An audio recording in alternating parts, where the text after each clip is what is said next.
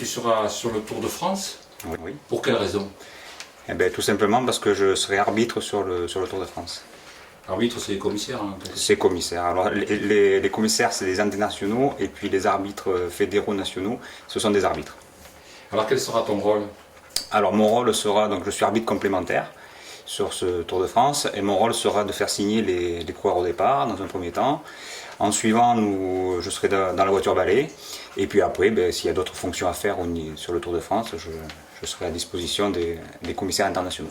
C'est la première fois que tu participes C'est la première fois que je participe, c'est mon premier Tour de France, ouais. Alors comment tu as été choisi? J'imagine qu'il y a une sélection pour aller sur le Tour? Ouais, il y a une sélection, donc moi ça fait une dizaine d'années que je suis arbitre maintenant. Je pense que j'ai fait mes preuves sur des épreuves internationales, et puis après voilà, on est nominé au début de l'année, et puis quand on reçoit les nominations, quand il y a le Tour de France, on éclate de joie. Alors le cyclisme chez les Lavignac, c'est une longue histoire de famille? C'est le sport de la famille Lavignac, ouais, tout à fait. Moi je courais, mon père courait, mon frère courait.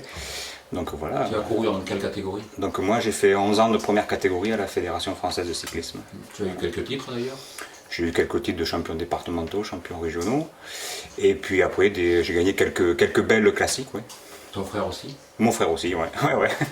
Et ton père, lui, a été également arbitre? Mon père a été également arbitre sur le Tour de France, et il est toujours arbitre, plus sur le Tour de France, mais il est quand même arbitre au niveau national, ouais. Chaque arbitre a sa fonction bien précise, que ce soit le Tour de France ou une épreuve, toutes les épreuves. Hein. On a une tâche bien précise, et oui, des fois il faut sanctionner immédiatement. Hein. Oui, mais alors c'est quoi les sanctions, et quelles sont les fautes qu'on peut relever sur le Tour de France? La faute qu'on peut voir, c'est par exemple un coureur qui s'accroche à une voiture et qui n'a absolument pas le droit, donc il faut sanctionner de suite le coureur.